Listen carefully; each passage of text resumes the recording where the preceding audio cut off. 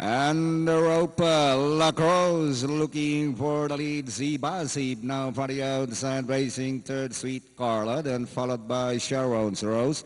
Moving up, Magdalena, Gusto Ko, Happy Ka, while Baby Jade is running in the tail of the field. Out straight, they trouble.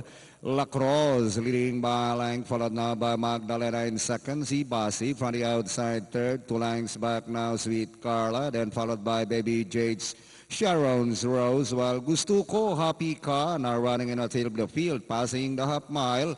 Lacrosse in front by half a length, followed by Magdalena. A length coming up, Zibasib. Baby Jade moving up now to take fourth by another 3 lengths. Inside the last 600, it is still Lacrosse leading by half a length, followed by Magdalena, Zibasib.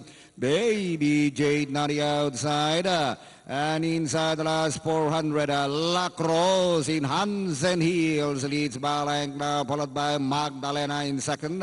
And here comes Baby Jade and Zibasib as they swing for home.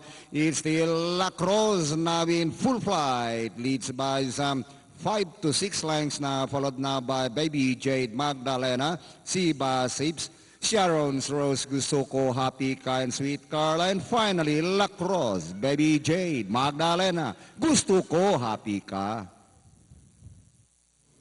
1653.